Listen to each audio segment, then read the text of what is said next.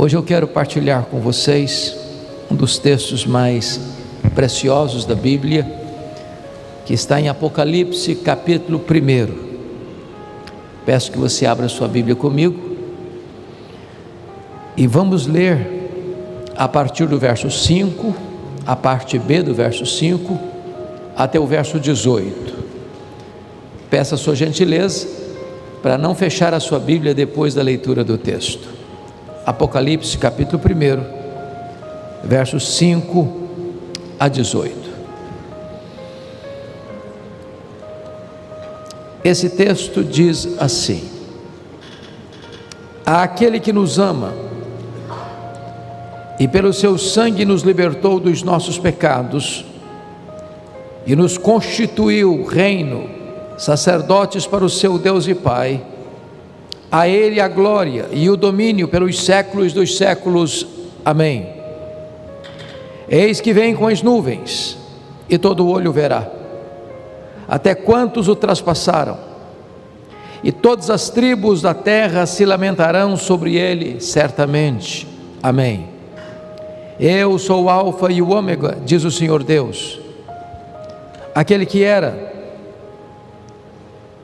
que é e que há de vir, o Todo-Poderoso. Eu, João, irmão vosso e companheiro na tribulação, no reino e na perseverança, em Jesus achei-me na ilha chamada Patmos, por causa da palavra de Deus e do testemunho de Jesus. Achei-me espírito no dia do Senhor, e ouvi por detrás de mim grande voz como de trombeta dizendo: o que vês, escreve em livro e manda às 7 igrejas: Éfeso, Esmirna, Pérgamo, Tiatira, Sardes, Filadélfia e Laodiceia. Voltei-me para ver quem falava comigo, e voltado vi 7 candeeiros de ouro, e no meio dos candeeiros um semelhante a filho de homem, com vestes talares e cingido à altura do peito com a cinta de ouro. A sua cabeça e cabelos eram brancos como a alva lã, como neve, os olhos como chamas de fogo, os pés semelhante ao bronze polido, como que refinado numa fornalha, a voz como voz de muitas águas.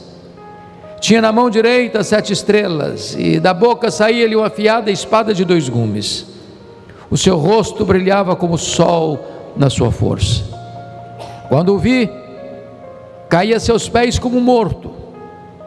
Porém ele pôs sobre mim a mão direita, dizendo: não temas, eu sou o primeiro e o último, e aquele que vive. Estive morto, mas eis que estou vivo pelos séculos dos séculos, e tenho as chaves da morte e do inferno. Meus irmãos, eu gostaria de hoje então conversar com vocês sobre o tema a glória incomparável do nosso Redentor.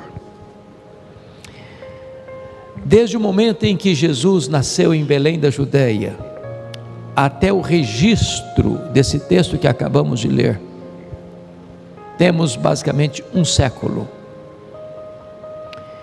E talvez os momentos mais difíceis e mais dolorosos que a história já contemplou. Quando Jesus nasceu, quem governava o Império Romano era o imperador César Augusto. Ele governou do ano 27 antes de Cristo ao ano 14 depois de Cristo.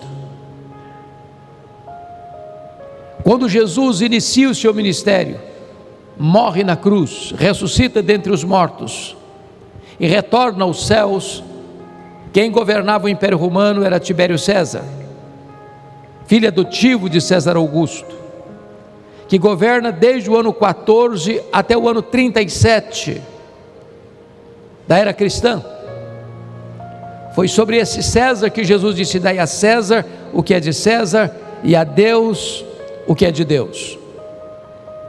Sucedeu Tibério César um dos homens mais cruéis da história, chamado Calígula, que governou de 37 a 41 da era cristã. Homem perverso, sanguinário. Sucedeu Calígula Cláudio, que governou de 41 a 54, Foi no governo de Cláudio que foi profetizado por Ágabo uma fome mundial, que de fato chegou. E como efeito colateral desta fome mundial, conforme Atos 18:2, os judeus foram expulsos de Roma, provocando certamente uma crise de pobreza extrema desses crentes, que retornaram à sua terra sem terras, sem casas, sem renda, o que motivou o apóstolo Paulo a fazer uma grande coleta entre as igrejas gentílicas da Galácia, da Macedônia, da Caia e da Ásia Menor, para socorrer aqueles pobres da Judeia. Sucede o imperador Cláudio, Nero, um dos homens mais cruéis também da história, devasso, violento, que mandou matar sua própria mãe. Governou de 54 a 68. Foi no governo de Nero que Roma foi incendiada no ano 64. Foi no governo de Nero que começa a chamada Guerra Judaica em 66, culminando na tomada de Jerusalém, na destruição do templo de Jerusalém e na diáspora dos judeus. Sucede Nero Vespasiano, que governa de 69 a 79. Foi no governo de Vespasiano que o Coliseu Romano foi inaugurado, o Anfiteatro da Morte, que numa festa de 100 dias de inauguração, mais de 10.000 crentes foram mortos, com requinte de crueldade. Eles eram enrolados em peles de animais, jogados na arena, para os cães morderem, para os touros pisarem, para os leões esfaimados da Líbia devorarem. Foi também no governo de Vespasiano que o general Tito Flávio destruiu Jerusalém. No mesmo ano do Coliseu, da inauguração, foi o ano da destruição de Jerusalém, no ano 70, e a maior dispersão dos judeus de todos os tempos, desde o ano 70 a 14 de maio de 1948. Sucedeu Vespasiano Tito Flávio, o general que tomou Jerusalém, que governa de 79 a 81. Mas agora vem o imperador desse tempo aqui, Domiciano, que governa de 81 a 96. Este homem foi tão mau que os historiadores o chamaram de Nero Redivivo, ou segundo Nero. Foi este homem que arrogou para si pela primeira vez o título de Senhor e Deus. Foi esse imperador que perseguiu de forma implacável os cristãos.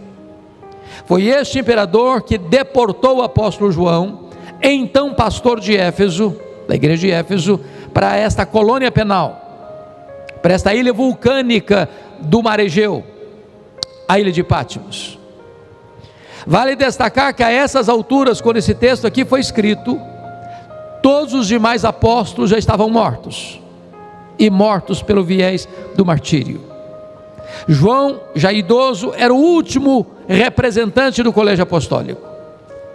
A intenção de Domiciano certamente era jogar uma pá de cal sobre a igreja tão sofrida, e mais, calar a voz do último apóstolo de Jesus, colocando numa ilha e fechando-lhe todas as portas da terra.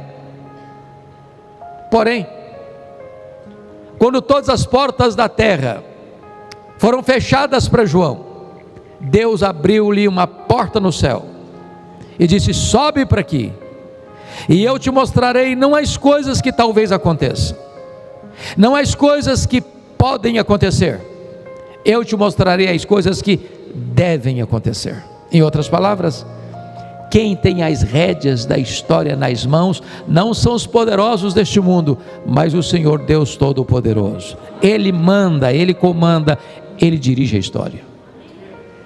Era um dia de domingo, era o dia do Senhor, quando João escuta atrás dele uma voz como de trombeta, dizendo: o que vês, escreve em livro e manda às 7 igrejas: Éfeso, Esmirna, Pérgamo, Tiatira, Sardes, Filadélfia e Laodiceia. Quando ele se volta para ver quem falava com ele, ele vê as 7 igrejas, e no meio das 7 igrejas, o Cristo glorificado. Quem é esse Jesus que João viu na ilha de Patmos? Ele é a pessoa central do Antigo Testamento. Ele é tudo no Antigo Testamento. Ele é a semente da mulher, ele é o descendente de Abraão, ele é o cordeiro da Páscoa, ele é a coluna de nuvem, ele é a coluna de fogo, ele é o maná que caiu do céu, ele é a água que brotou da rocha, ele é representado pelo tabernáculo, ele é representado pelo templo, ele é representado pela arca da aliança, ele é representado pelo sábado. Tudo era sombra dele, ele a realidade. Quem é esse Jesus que João viu na ilha de Patmos? Ele é tudo no Novo Testamento. Ele é o verbo que se fez carne, ele é o cordeiro que tira o pecado do mundo, ele é o pão da vida, ele é a luz do mundo, ele é a porta da salvação, ele é o bom pastor que deu a vida pelas suas ovelhas, ele é a ressurreição e a vida, ele é o caminho, a verdade e a vida, ele é a videira verdadeira, ele é o fundamento da igreja, ele é o dono da igreja, ele é o edificador da igreja, ele é o protetor da igreja, ele é o rei dos reis, ele é o senhor dos senhores, ele é o alfa, ele é o ômega, ele é o princípio, ele é o fim, ele é a raiz de Davi, ele é o leão da tribo de Judá, é o Senhor que está presente aqui nesta noite.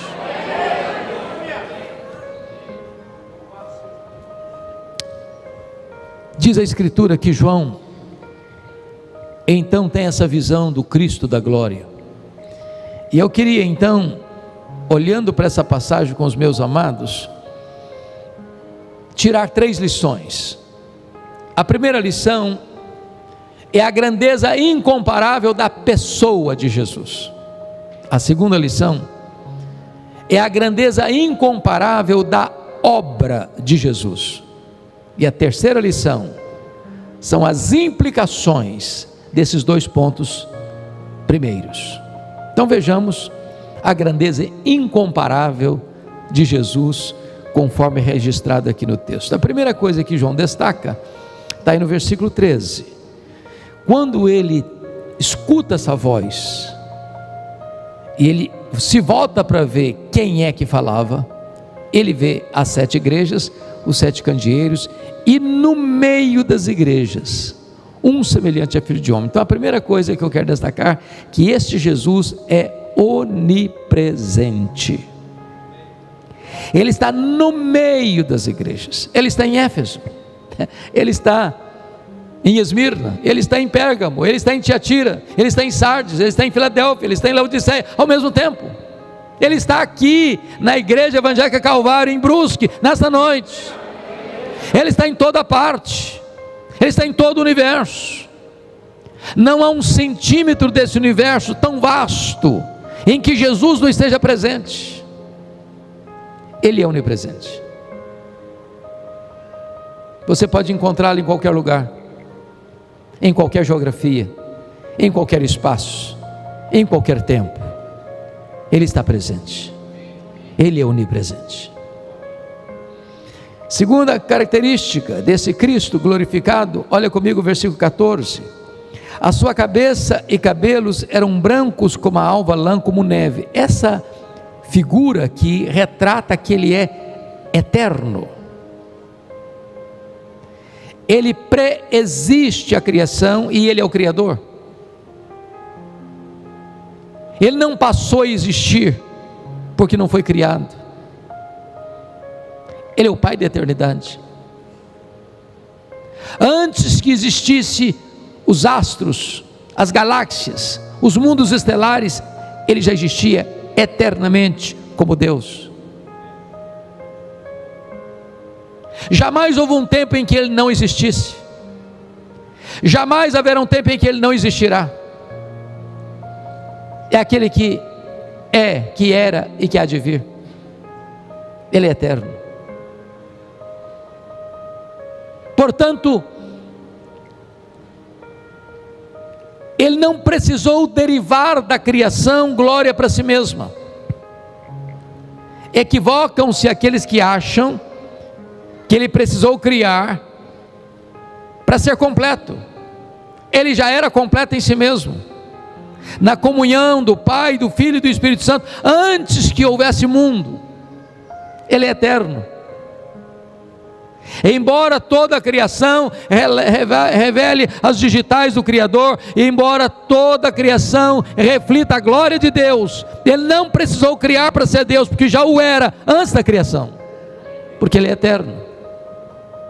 Terceiro, verso 14, diz assim: os olhos como chama de fogo. Essa expressão retrata que ele é onisciente.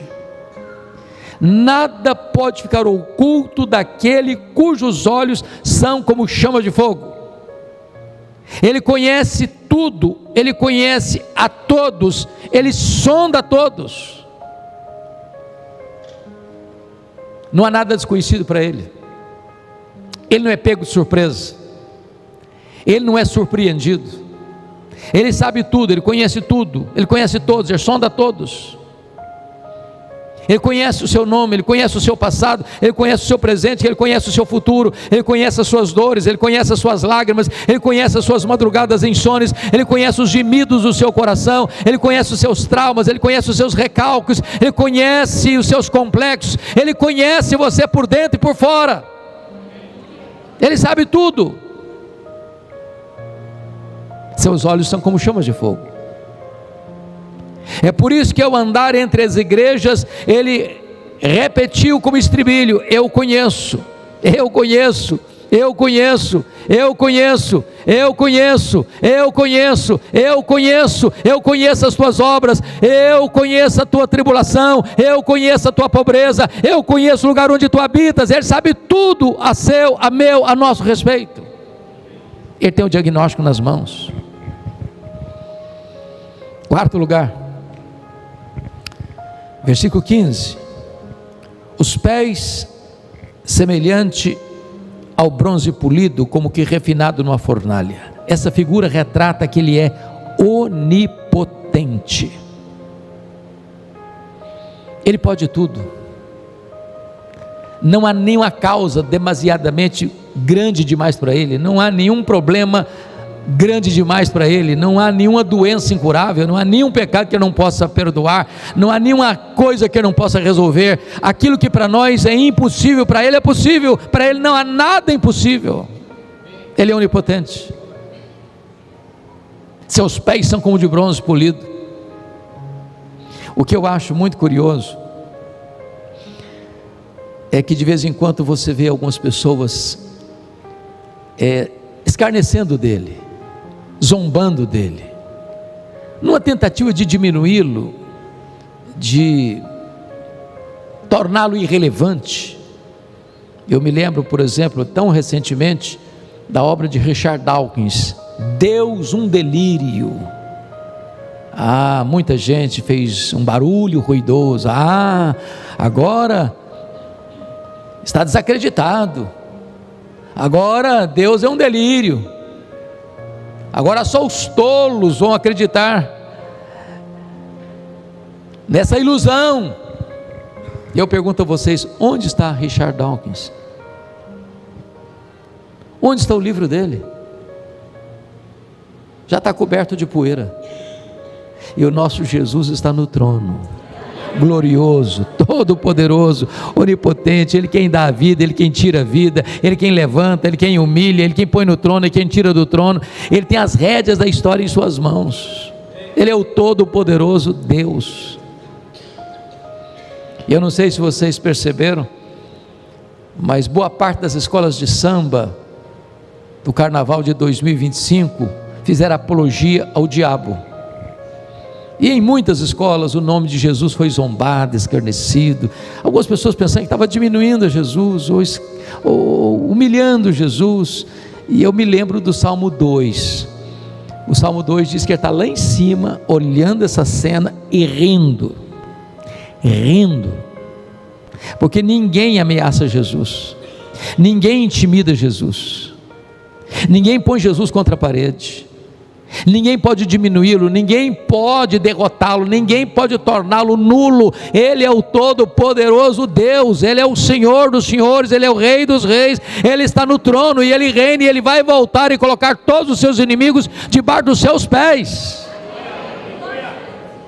Ele vai lançar no lago do fogo o anticristo, Ele vai lançar no lago do fogo o falso profeta, Ele vai lançar no lago do fogo o diabo, Ele vai lançar no lago do fogo a morte, Ele vai lançar no lago do fogo o inferno, Ele vai lançar no lago do fogo todos aqueles cujos nomes não estão escritos no livro da vida. Ele é o vencedor, porque Ele é onipotente. Mas confira comigo ainda, versículo de número 15. Está escrita: a voz como voz de muitas águas. Isso retrata que Ele é vencedor, irresistível. A sua voz é poderosa. Por esta voz Ele chamou à existência o próprio universo. Do nada, sem matéria pré-existente, Ele tudo criou pelo poder da sua palavra. Ele fala, o sol para. Ele dá uma ordem, as estrelas aparecem, cada uma delas, pelo seu próprio nome. Ele dá uma ordem, o vento cessa. Ele dá uma ordem, o mar se acalma. Ele dá uma ordem, a enfermidade tem que parar. Ele dá uma ordem, os demônios têm que se bater em retirada. Ele dá uma ordem, os anjos saem para obedecê-lo. A sua voz despede chamas de fogo, faz tremer o deserto.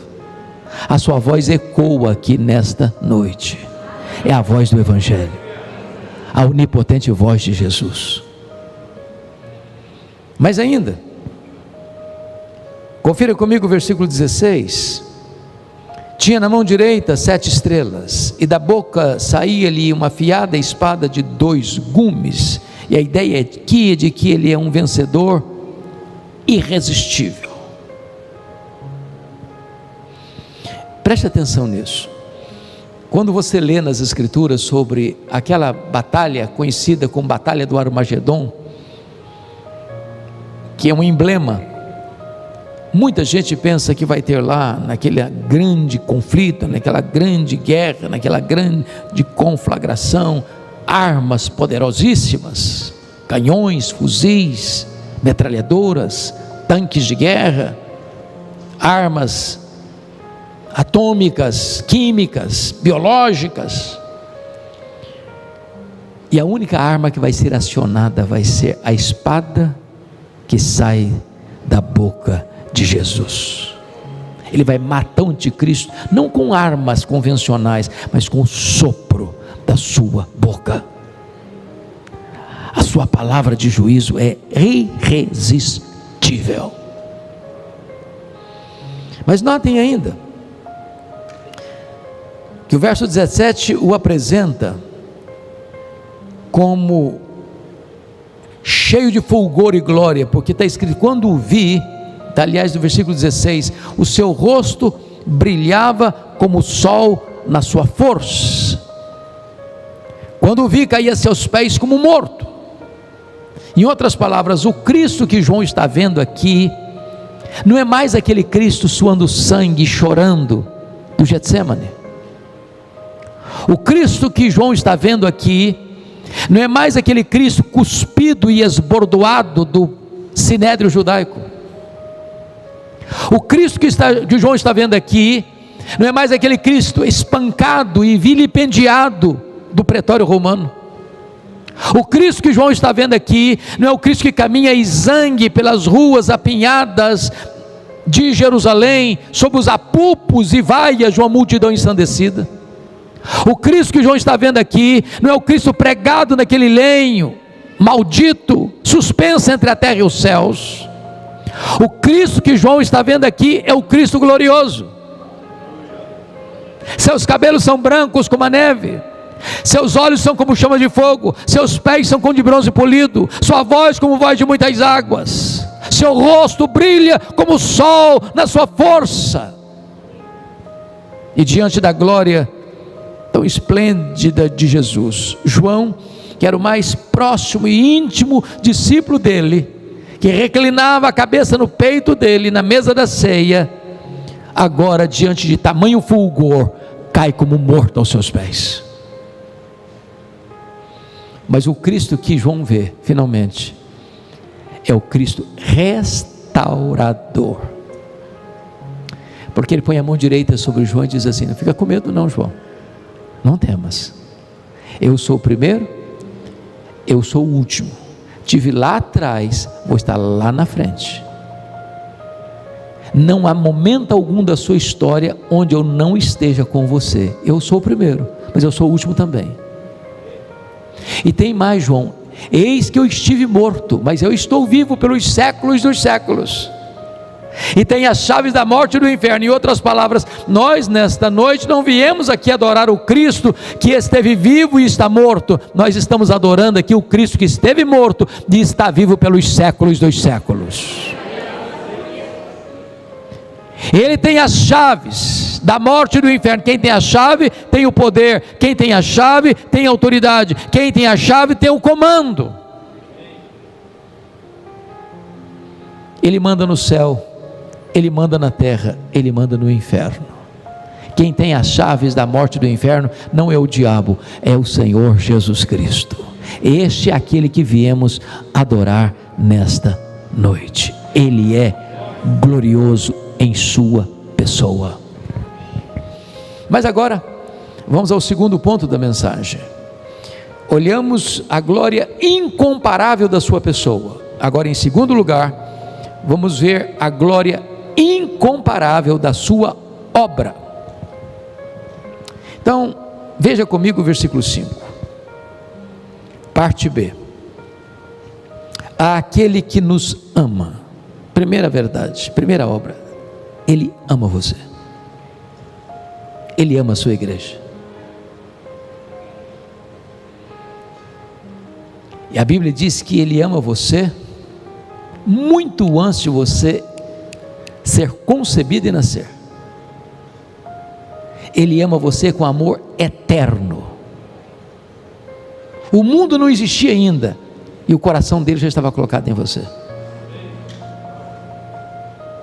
Mas em segundo lugar, Ele ama você com amor perseverante. Tendo amado os seus que estavam no mundo, amou-os até o fim. Sabe o que significa isso? Apesar de nós, Ele nos ama. Pastor Jacques, essa semana eu li uma frase que marcou minha vida, e a frase foi esta: Jesus é a pessoa que mais me conhece, e apesar disso, é a pessoa que mais me ama. Porque às vezes nós amamos uns aos outros porque nós não conhecemos tudo sobre o outro. Se conhecêssemos tudo, exaustivamente tudo, talvez ficássemos chocados, escandalizados, nos afastaríamos.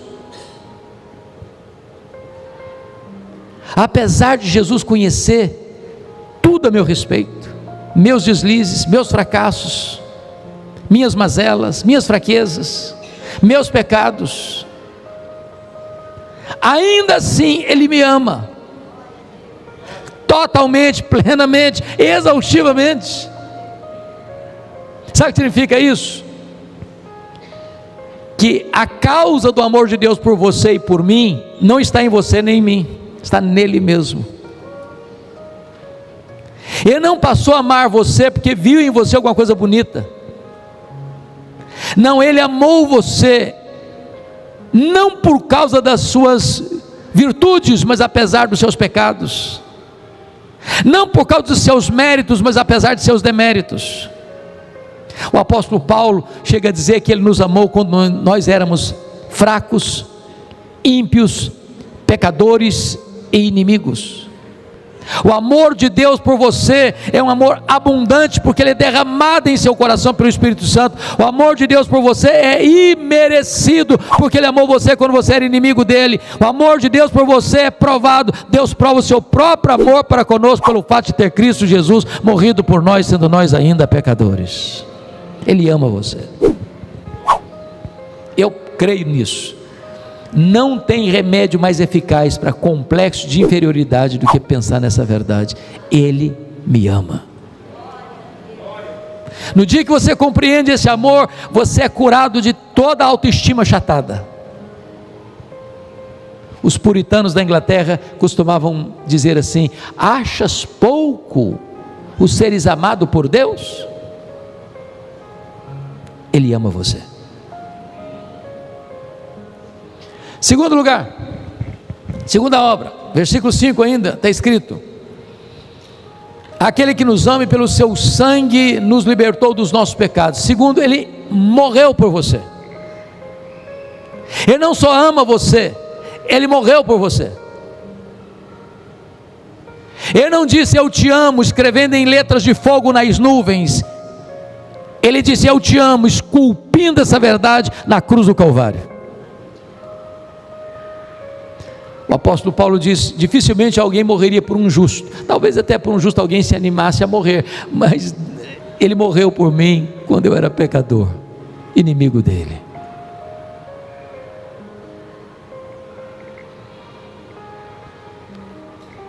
Ele morreu, diz a Bíblia, pelos nossos pecados. Ele entregou a si mesmo. Entendamos isso: Ele não morreu naquela cruz porque Ele foi uma vítima do sistema. Ele não morreu naquela cruz porque sucumbiu ao poder de Roma. Ele não morreu naquela cruz porque o sinédrio tramou contra Ele. Ele não morreu naquela cruz porque Judas o traiu por ganância. Ele não morreu naquela cruz porque Pedro o negou por covardia. Ele não morreu naquela cruz porque Pilatos sentenciou por conveniência. Ele não morreu naquela cruz porque os soldados o pregaram naquela cruz por violência. Ele morreu naquela cruz porque o Pai o entregou por amor. Ele morreu naquela cruz porque Ele voluntariamente se deu por você. Ele não foi para a cruz como um cordeiro que é amarrado no altar, esperneando, não. Ele caminhou conscientemente, deliberadamente, propositadamente para aquela cruz. Ele foi para aquela cruz como um rei caminha para a sua coroação. A Bíblia chega a dizer que Ele não levou em conta a vergonha da cruz, pela alegria que estava proposta a Ele de salvar você pela sua graça. Agora notem, está escrito no verso 5 que Ele não só nos ama, mas pelo seu sangue nos libertou dos nossos pecados. Então vou dizer algo para você: nada nem ninguém pode libertar você dos seus pecados, a não ser o sangue de Jesus. Não tem ritual, não tem cerimônia, não tem igreja, não tem denominação, não tem sacrifício, não tem autoajuda, não tem qualquer expediente humano que possa libertar você dos seus pecados. Se é preciso ser liberto dos pecados, significa então que o pecado escraviza. O pecado escraviza. O pecado é uma algema. O pecado é uma masmorra. O pecado prende você, atormenta você, chicoteia você. O pecado destrói você. O pecado mata você. E você e eu precisamos desesperadamente sermos libertos dos nossos pecados. Nós não podemos libertar a nós mesmos. O profeta disse que assim como um etíope não consegue mudar a cor da sua pele, assim como um leopardo não consegue arrancar as manchas do seu couro, nós também não podemos mudar a nós mesmos, nós também não podemos libertar a nós mesmos. Nós precisamos do sangue de Jesus para nos libertar. E nesta noite, você que entrou aqui, você pode ser lavado no sangue de Jesus, porque o sangue de Jesus nos purifica de todo pecado. Você pode sair daqui hoje livre, para a glória de Deus, completamente redimido e livre.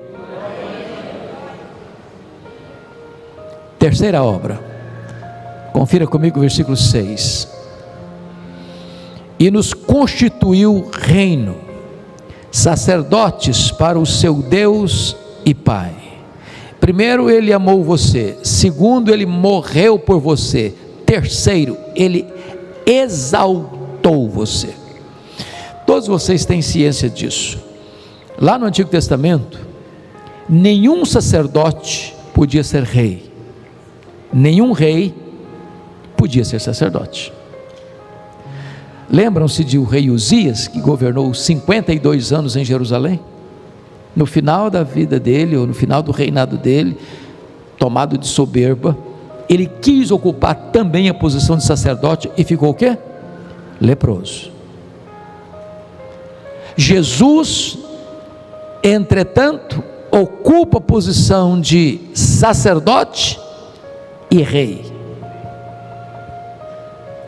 E agora, quando você crê nele, como seu salvador pessoal, como Senhor da sua vida, tendo o véu sido rasgado de alto a baixo, ele constituiu você rei e sacerdote. Preciso lhe dizer que corre em suas veias mais do que sangue azul.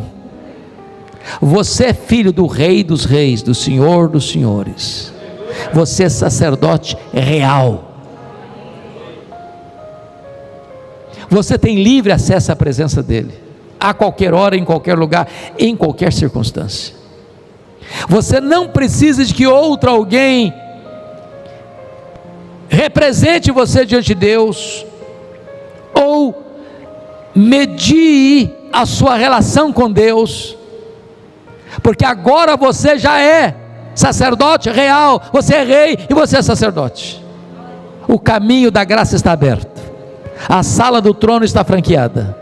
Você pode ter livre acesso à presença de Deus a qualquer dia, a qualquer hora, em qualquer lugar, em qualquer circunstância.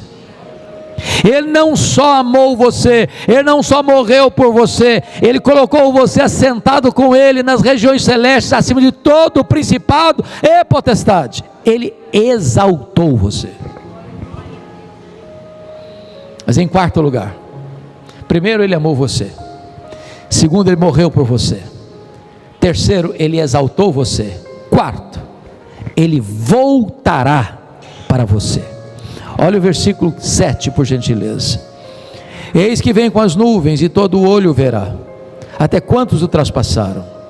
Todas as tribos da terra se lamentarão sobre ele, certamente. Amém. Aqui está, meus irmãos, o pináculo da nossa fé. Aqui está a acrópole da nossa esperança. Aqui está a consumação da nossa redenção. Jesus voltará. E como ele voltará? Primeiro, ele voltará pessoalmente.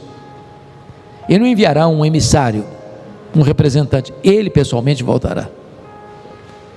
Ele voltará visivelmente, todo o olho verá. Vai ser o fato mais público da história, todo o olho verá.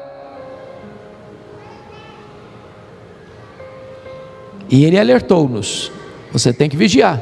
Você não sabe se vai ser à tarde, se à noite, ou se é o cantar do galo.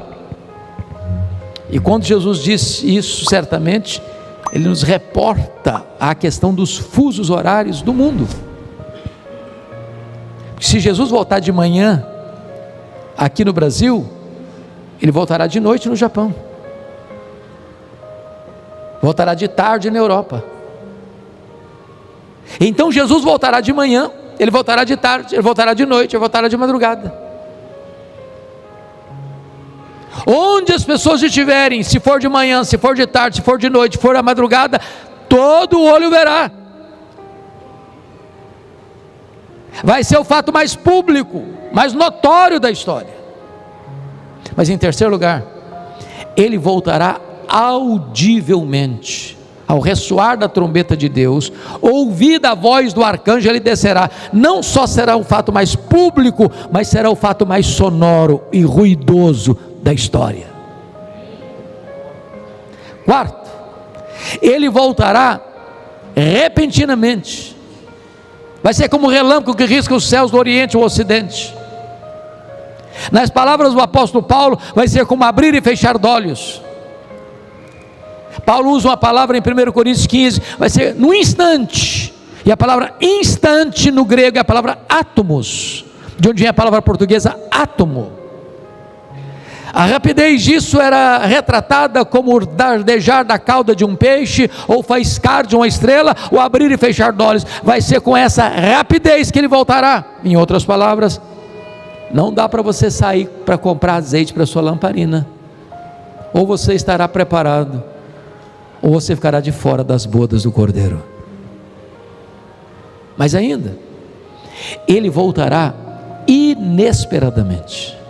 Vai ser como ladrão, que não manda um WhatsApp para você dizendo, tal dia, tal hora, se prepare que eu estou chegando. Jesus Cristo chegou a dizer que será como nos dias de Noé, onde as pessoas compravam, vendiam, casavam e davam-se em casamento, até que chegou o dia do dilúvio e pegou a todos de surpresa. E eu pergunto a vocês, que mal há em comprar e vender? Que pecado há em casar e dar-se em casamento? O que Jesus quis enfatizar com essa análise, essa comparação? Meus irmãos, entendamos isso, por favor. Algumas pessoas acreditam que o homem só é afastado de Deus quando ele está nas mazelas dos seus pecados mais toscos, dos seus vícios mais reprováveis. Tem muita gente boa, tem muita gente honesta, tem muita gente trabalhadora, tem muita gente empreendedora, tem muita gente com sonhos legítimos, comprando, vendendo, ganhando dinheiro, casando, dando-se em casamento, tudo coisa boa em si mesma, aplaudida em si mesma, mas não levando Deus em consideração.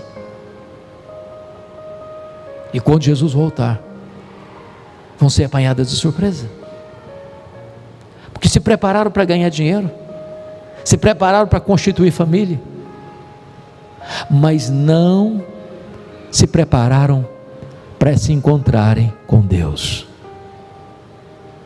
Vai ser de surpresa, não vai ser um dia óbvio.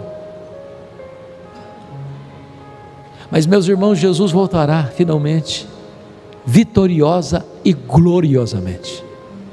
Quando ele veio na primeira vinda, ele entrou muito humilde. O seu berço primeiro foi um coxo de animal comer, manjedoura, mangiare. Ele não tinha onde reclinar a cabeça. Quando precisou pregar no mar da Galileia, precisou de um barco emprestado. Quando precisou entrar em Jerusalém, precisou de um burrinho, de um jumentinho emprestado. Quando precisou se reunir com seus discípulos para participar da ceia e realizar a última Páscoa, precisou de uma sala emprestada. Quando precisou ser sepultado, precisou de um túmulo emprestado. Mas quando ele vier na sua segunda vinda, ele virá em glória, como Rei dos Reis, como Senhor dos Senhores, com toda a majestade e glória. Ele voltará.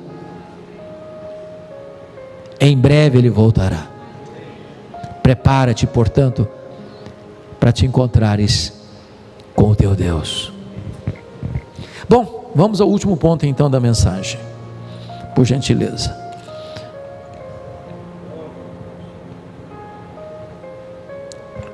Vimos em primeiro lugar a glória incomparável da pessoa de Jesus. Vimos em segundo lugar a glória incomparável da obra de Jesus. Agora, em terceiro lugar, vamos ver quais são as implicações destas duas verdades anteriores. E a primeira implicação, meus irmãos, que eu gostaria de destacar é que então nós não precisamos temer a vida. Tem muita gente com medo da vida, tem muita gente com medo de viver, tem muita gente querendo desistir da própria vida, tem gente atentando contra a própria vida. Você não precisa ter medo de viver. Preste atenção nisso. Por que João está na ilha de Patmos? Por que ele está preso lá? O que está por trás da prisão dele? Quem está maquinando e orquestrando a prisão dele? que forças estão por trás, conspirando para ele, para prendê-lo numa ilha vulcânica, numa colônia penal. Do ponto de vista humano, um decreto do imperador Domiciano, das forças opositoras de Roma, do império poderoso, que está levando os cristãos ao martírio, crucificando crentes, queimando os vivos, jogando as feras. Mas quando João chega nessa ilha e tem uma compreensão do mapa espiritual do acontecimento, ele relata no versículo 9, que ele estava nessa ilha, não por causa de um decreto de Domiciano, mas por causa da palavra de Deus e do testemunho do Senhor Jesus Cristo. Os homens podem tramar contra nós, podemos sofrer injustiças as mais amargas, mas eu quero dizer que Deus pode reverter isso. Aquilo que parecia ser o fim pode ser o começo. Aquilo que parecia ser uma pá de cal na igreja, agora a igreja tem céu aberto, e Deus no trono, e Cristo com o livro da história nas mãos, conduzindo a história a uma consumação final, e a vitória era dessa igreja massacrada, a vitória do Cristo Todo-Poderoso. Você não precisa ter medo da vida, meu irmão, porque Deus está com você. Não há fase da sua história que Ele não esteja presente, que Ele não esteja dirigindo. Não há uma palha que caia, uma folha que caia de uma árvore, sem que Ele saiba, sem que Ele permita. A sua vida está nas mãos de Jesus. Você não precisa ter medo da vida, Ele controla tudo. É por isso que a ordem para João foi esta: sobe para aqui e eu te mostrarei as coisas que devem acontecer. Se devem acontecer, tem alguém no controle para que elas aconteçam. Não é o diabo, não é César, é Jesus, é Jesus, é Jesus. Segundo lugar, você não precisa ter medo da morte. Jesus disse para João na ilha de Pátimos: não tenhas medo, eu sou o primeiro, eu sou o último, eis que eu estive morto, mas estou vivo pelos séculos dos séculos, e tenho as chaves da morte e do inferno. A morte não tem a última palavra, o túmulo não é o nosso último endereço. Jesus matou a morte com a sua morte e ressuscitou, inaugurando a imortalidade. Agora, para o cristão, a morte é lucro, é bem-aventurança, é preciosa aos olhos do Senhor, porque é deixar o corpo e habitar com o Senhor, é partir para estar com Cristo, o que é incomparavelmente melhor. Você não precisa mais ter medo da morte. É bem verdade que a Bíblia diz que a morte é o rei dos terrores, mas Jesus é o rei dos reis. Louvado seja o seu nome. Terceiro, você não precisa ter medo do desconhecido. Entendamos isso. Nós, pela graça de Deus, que já fomos alcançados pelo Evangelho e transformados pelo poder do Espírito Santo, temos garantia da eternidade. Disso nós sabemos. Qual vai ser o seu fim? É a glória. Ligue de certo isso. Mas você e eu não sabemos o que nos acontecerá amanhã. Isso não sabemos. Não temos garantia de que no próximo culto público desta igreja, todos que estão nesse auditório estarão vivos. Não temos essa garantia.